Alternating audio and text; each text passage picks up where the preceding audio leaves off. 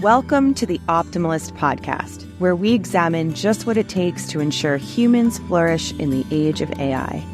I'm Sarah, your host through this exploration of mindfulness, attention, focus, and motivation, all elements of human flourishing. So how do we cultivate them? This week, we are taking a short break from regular episodes to celebrate where we've been so far since we launched the podcast back in April. We're also celebrating the renaming and rebranding of the product that inspires all of this work. So as of this Monday, Focusable is now known as Engageable. We decided to make this big change because we thought a lot about the core and heart of our mission and what we want to help people do on their own, both in a school setting and at work and at home. And what that comes down to is engageability. Focus is only a part of that. Attention is a huge part of it. But how well do you engage with the world around you, the life in front of you? What's keeping you from better attention in work, school, or home? And, as an extension, better participation in those things. Engageable is, just as Focusable was, the pulse you need for better attention. But now, we're asking you to hold yourself more accountable by being mindful of the way you feel and live every day.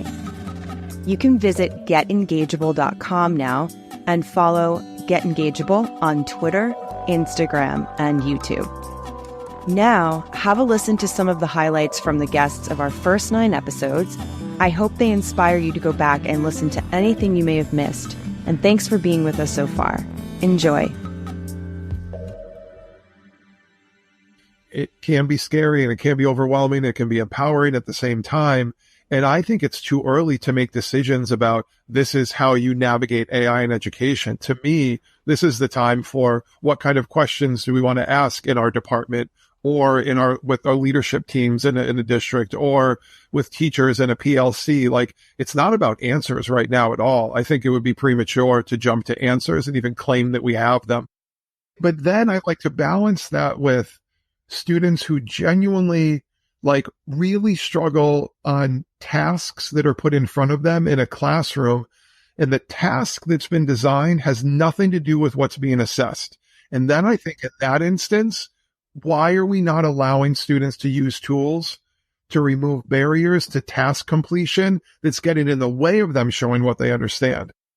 We didn't equip teachers with how to help kids focus. We didn't help students with how to stay focused in this constant world of inundated with distraction and temptation to open the tab and play the game or watch the video. Or it's probably going to become more important to be able to know how to walk away from those distractions or how to work within those distractions more than ever. I'm like, okay, I got to get out in the fresh air, feel the sun on my face before I pass out. And I just started walking and breathing. And I realized, okay, this is not life or death. Yes, there's something that needs to be worked on. Yes, it needs to be fixed. What can we do? So I call him back and we work through it. And, we make a plan. And his boss is so incredibly kind. He got on the phone with me and said, hey, how can we work together? This takes a village. I want to be in your village. And goodness gracious, I'm thankful for people like that understand, neurodiverse human beings and, are willing to, we're all neurodiverse, to be honest, but to be willing to, work together. And that's what we're trying to do. We're all just trying to work together. And I think, okay, that was as cruddy as that was when that happened to me that day, that was a win, right? That was not a big, huge goal that I constructed for myself. Wasn't there? I did not have any massive action plan to accomplish, but it was to be able to, okay, this is a win because I was able to stop and pause and refocus and recenter and remanage how I was going to treat this. Right. Go, start each day thinking, hey, I'm going to find that $5 bill in the back pocket of my jeans today, that I didn't know was there. That's that sudden jolt of happiness and joy that, you don't think is there, but it it's there. You stick your hand in your back pocket and like, oh my gosh, what's in $5 in my back pocket? That's amazing. You know, so like just approach each day. Like there's something that you're going to find. There's something good. Look for that good in the daily grind. I mean, so many of us just wake up and go, oh, great. It's Monday, you know? But who wants to live like that? You don't like, I know. I think for self-care and to nurture yourself, it's like, you just kind of have to, it's a choice, right? I mean, you have to intentionally make a choice to laugh at yourself, share an accomplishment that maybe with a colleague or a friend or your family, and just uncovering those little hidden gems of wins that make that positive impact on your mental health. There might be the intention is that how can we help teachers embed this or integrate this? But I feel that programs can actually backfire on us for a number of reasons. And so I prefer to look at SEL as who we are and what we do every day of our lives, how we interact with people, how we get to know ourselves, how we live into our values and how we make decisions, and how we lead our lives. I think that just some more explicit, intentional focus on the self-awareness and social awareness would really help our students be able to, once we're thinking about their mindsets and who they are and how to connect with other people, we'll actually see that happen in practice more often. I think one of the first things is to realize that this is a human skill set. And so we all can do this. We don't have to be an expert in it. We just have to be willing to be on the journey. And it is a journey. Yes. You're never going to be fully confident in all of those skills at any one time, but your willingness to engage in that journey. And I think that even more importantly is we need to find what is an authentic fit for us and our personality and have it align with what our students need and the context in which we're teaching. So what SEL looks like in an art class or in a business ed class is going to look different than my social studies class, and that's okay. But I think we should pick what we can do and make explicit and invite students to be part of that process. So, and knowing that when we work together as a collaborative, connected community of educators and adults, we're providing that network of support for our students. I kind of started with mindfulness and moved into SEL and actually realized how much you need that mindfulness as a foundation for the practice. Because as you said, mindfulness is paying attention. It's understanding what's happening in your emotions and your body, and your thoughts. It's being able to intentionally cultivate states of compassion and care. And there's this conversation out there in the SEL field. And like I said, this worry that we're kind of just slapping it on as a Band-Aid, or we're, doing this one size fits all approach and potentially actually incurring harm if we're not being aware of students' different needs, if we're not being aware of our positionality, if we're not taking trauma into consideration. And so I think mindfulness, this kind attention, this deep awareness, having that as a foundation is what allows us to actually bring this program in a holistic and equitable way. I think it's beautiful that we have so many apps and so many resources out there. And if you just start by opening up a guided meditation and you don't have any kind of pre-awareness of what it might look like and it might feel like, you're going to get disappointed and disgruntled. And I can tell you that I've been meditating every day-ish for, almost 10 years. And I've gotten to, what you might call a happy place, or a, nice Zen place, like a handful of times. Like I am a type A, constantly moving, planning, incredibly overthinking person. And that's what pops up every time I sit down and meditate. And what this practice is, it's not about clearing your mind, but it's just about recognizing what's there and being able to be more discerning and say, okay, this thought is popping up. Do I want to follow it? Do I have to believe it? Do I want to create that story and go down that path? Or do I just want to kind of let it go and wait for the next thought to inevitably pop up?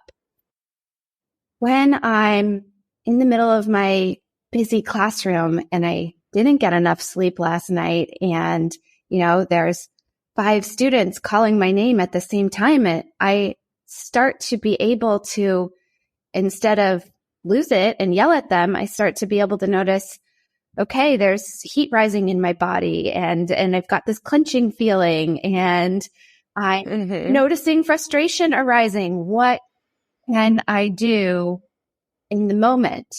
Right. And so this practice, this habit formation of being able to sit quietly, or I'm going to say, if it doesn't get said often enough, some of us can sit quietly. I've met a lot of people who, for whatever reason, either at the beginning or just, all the time, it's not for them. You're just too wiggly. You just have to move around. So, why not just doing some mindful walking, gently pacing?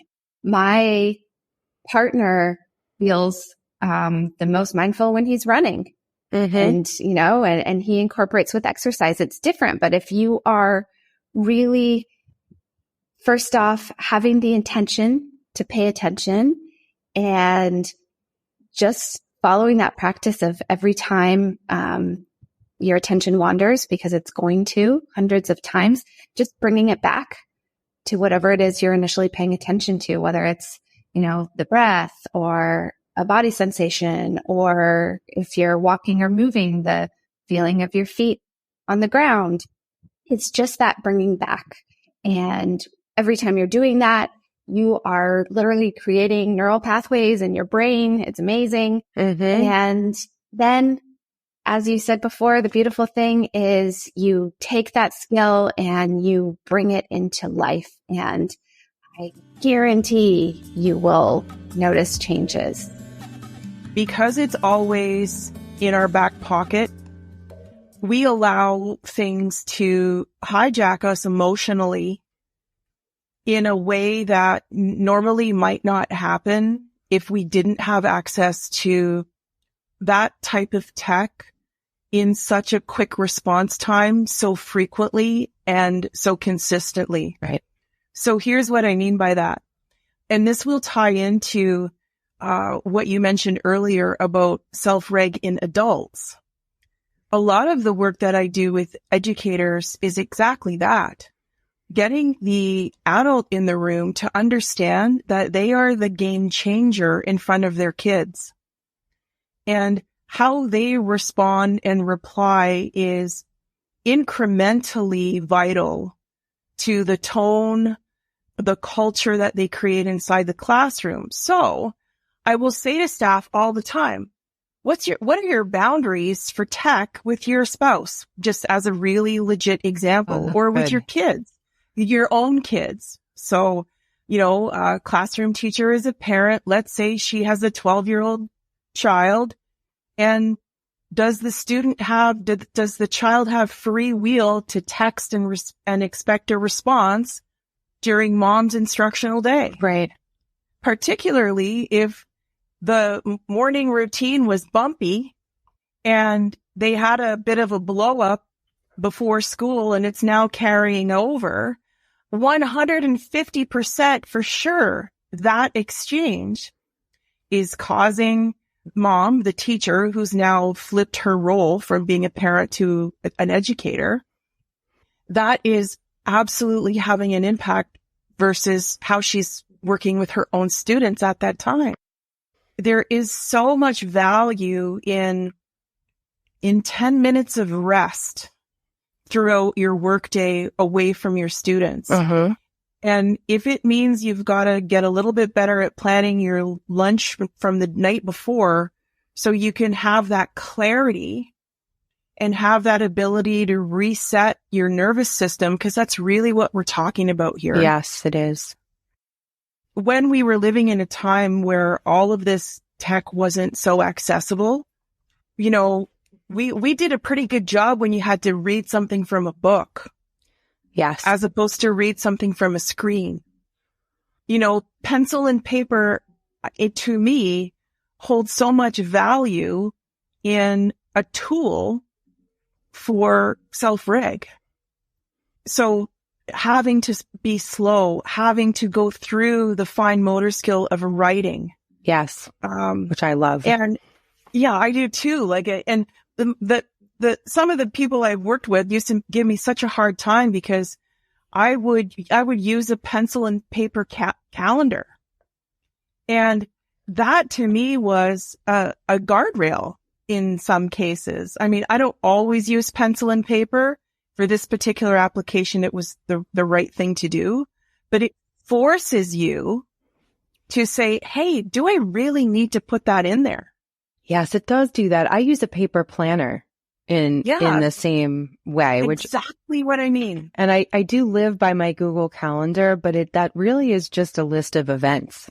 It's not pretty much. It's not really planning. I put them in there. I put things go in there when they're booked to know when things, you know what I mean? You need to know when things are happening or where you have to be at certain times, but it's not a planner. Yeah. And that to me is really valuable because it also interacts with reflection. Exactly. As well. We're trying to replace what we used to get through these other online portals or groups, or whether it be gaming or whether it be your Facebook mommy group or whatever the sense is. I think that lost connection is really profound. It means we've lost connection to the people. So, you know, as a human, that exchange of conversation and interaction through gesturing and all of those human connectivity things we need, we're getting less and less of. And I think also, I think people are so filled with worry right now too, because of the state of the future, the economy. Mm-hmm. There's a lot of things to be worried about.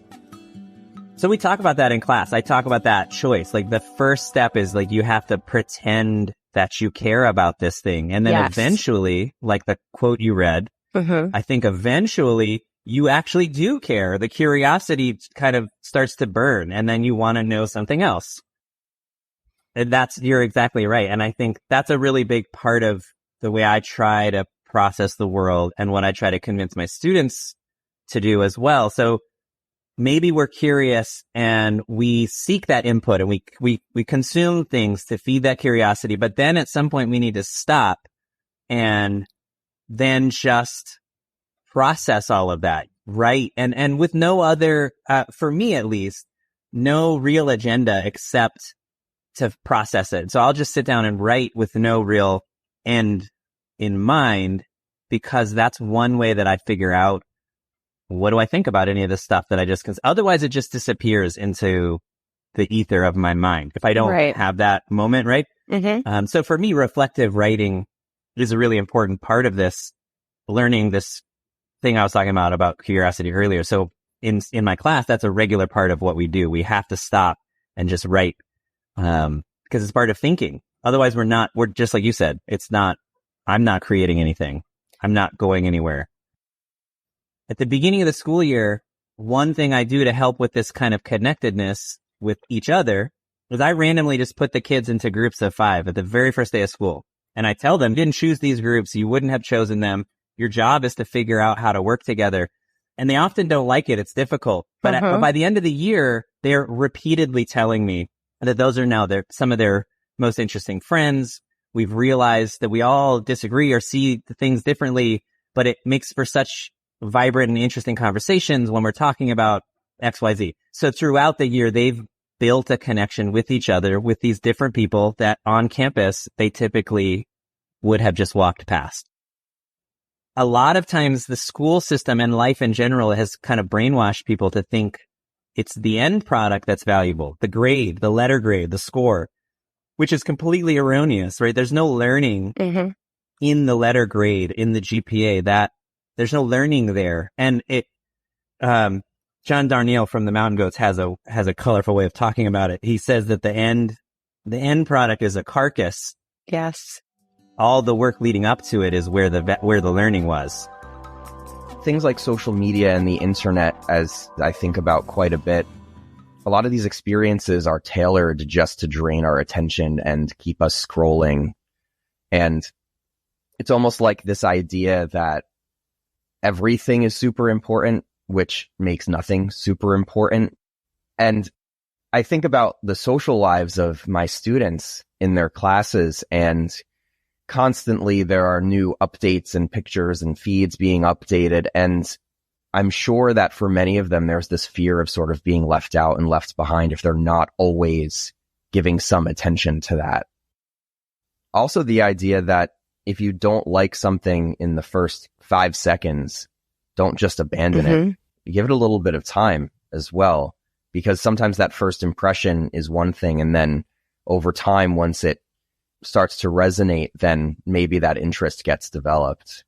And I mean, I think about things that I'm interested in, and a lot of them I was not interested in at first, but then over time, as I learned more, I developed a passion for it. It's not all just sort of like a lightning bolt all the time. If we are going to tell kids, you need to think about how much you're using your phone. You need to think about how much you're using social media.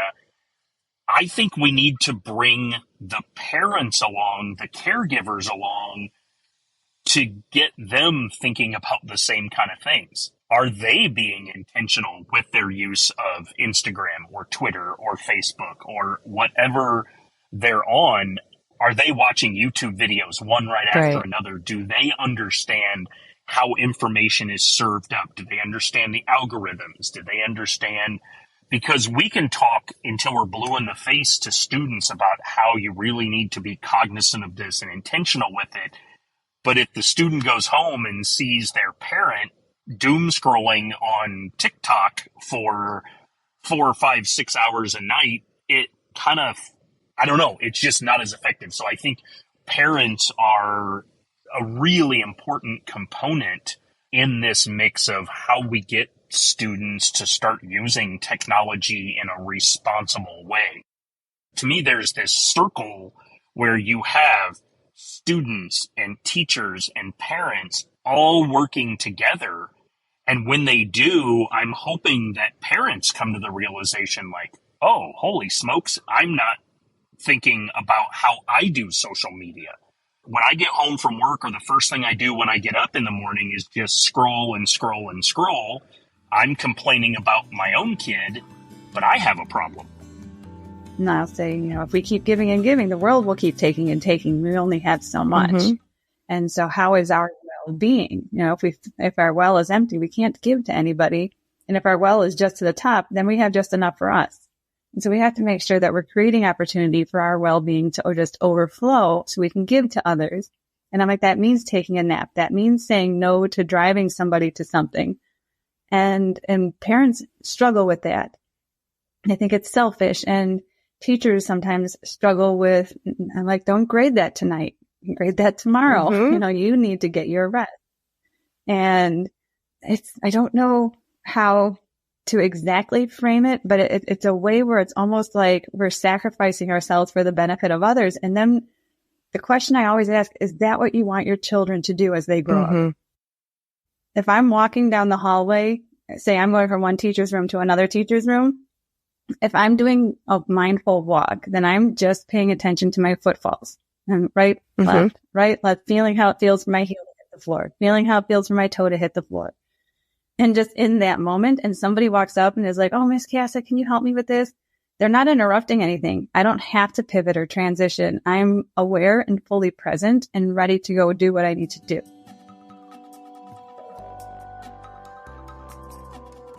So if you were to, I guess, recommend or just kind of give people one last insight into the way you think, what is one method that you use to focus or to help yourself kind of train to focus that you think is working for you?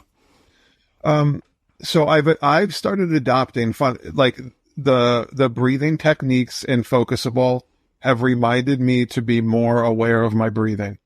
So I've tried to adopt breathing as a way to like slow myself down, because if I start getting wound up, then I find it hard to settle down and kind of focus on something. So I've been trying to do that. And the other ones, it's a 2-part one. I like because of the connection to music, and it's had a really important kind of role in my life, I like forcing myself to play an album the entire way through without skipping or having a playlist. And there's certain albums that I can work the entire way through. And I know if I can do, it's 45 minutes or 55 minutes of work straight through on whatever I'm working on. And then certain albums have like a nice pace and a flow and like an up and down, there's really good storytelling going on in there. And it starts, you might be energetic in the beginning, then it slows down and gets a little more reflective, and it picks up at the end. So like, I love that. I always put on, Into the Wild. Like, I love that soundtrack, and it's all Pearl Jam, but there's something about that album that helps me just kind of like slow down and settle in and focus and work on things. Being able to take that time to practice paying attention, because it is a skill. It's something, our teachers all kind of yelled at us when we were kids, right? Pay attention. But now we're finally starting to realize that you need to practice it. So having that daily habit does help me to pay more attention in the moment when things are crazy. For me, it has been, I have practiced mindfulness regularly for the last few years, and now daily for the last, I'm going on day 340 or something like that. That has just taught me a tremendous number of things about myself. Like I can catch myself now. I think people have a misunderstanding of meditation or mindfulness. They think they're trying to clear their mind, and it's not. It's just recognizing when you lose focus and you lose attention. And I am so much better at that now. And so I think I'm calmer. I don't think I lose my patience as much anymore. So I've just made that a daily part of my routine. Oh my God, this is such a hard question. So a few things that I try to do for me. I have tried to set some really clear goals. So at this stage of my life, I kind of know what I want to do and what I don't want to do. So that helps. I think it's important to play as adults. In other words, what's your version of adult recess? Todd and I play a lot of golf. So for us, when we travel, it's usually built around some kind of a golf opportunity someplace. I'm ruthless with my time and with my calendar. I protect it like crazy.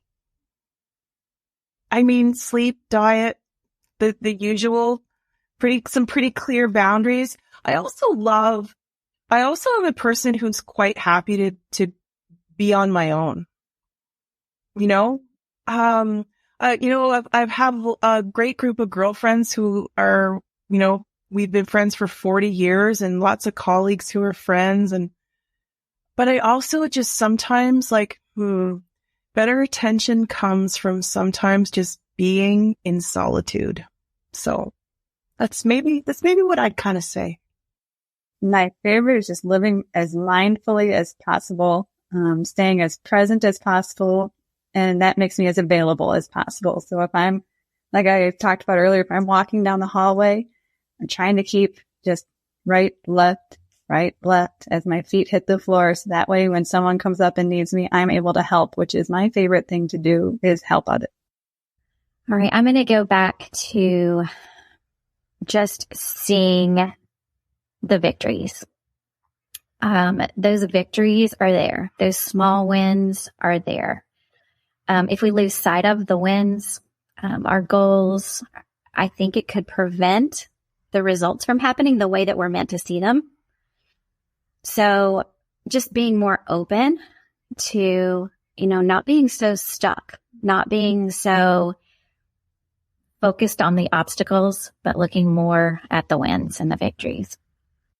So one thing that I do is, whether it's a reminder on my phone or even having an object to remind me, or using a different app, reminding yourself to be present throughout your day and just taking that time to just look at your surroundings, think about your environment, take in what's around you, and also to be gentle with yourself when you do that, and to not be judgmental if you are having trouble focusing as well. I think those two things really go hand in hand, because and in the past, I've done this where I'm in a situation where I am really, really having trouble being present, and I end up trying to be present, but then I just end up getting frustrated and it makes everything worse. And just giving yourself that gentle reminder, it can really make a big difference, especially if it's done consistently, and making it into a practice. And then it can just, for me, it's helped me be present a lot throughout the day. I like, as I think I alluded to earlier, I like to go somewhere where I can't accidentally spend my attention on other things. So like being in the water forces me to be completely present and in just that. And all I can do is pay attention to the feeling of the water and the rise and fall of the swell and the feel of the wind and what the shore looks like. And I know we all can't do that, but if there's a way to slice away those other things that might steal our attention, that's what works for me, to force myself into that. And it's not much of a force because I love being in the water anyway. Oh, in our conversations that this is still something I work on, but there are two things that lately that have been helping me. One is that I don't hop from project to project. As soon as I start to find myself like going to something else, I'll come back and I'm like, just finish this and close it. Because then I end up with a whole bunch of things like open, and I get frustrated because I feel like I never finished anything, when in fact I finished that makes sense, a whole lot of little things, but reminding myself to finish what I started, and honestly taking true breaks where I used to work and then eat lunch while I was working and then eat dinner while I was working. And I'm like, I just will go away from the computer for a while and sit and actually eat my food and listen to music or go take a walk or, do some chores around the house and then come back and work. And I feel that actual break gives me more energy and helps me refocus again when I need to do that deep thinking. Hi, Sarah here again. Just reminding you that I'm always looking for your feedback. It's truly the best way to help us grow and keep getting better. Where can you leave this feedback? You can leave a comment on Substack, a review in Apple Podcasts, and you can reach me on Twitter at scandela9. You can listen and subscribe to the Optimalist podcast wherever you love listening to great podcasts. Seriously, anywhere. New episodes are released every Wednesday, and links to all of these resources are always available in the show notes.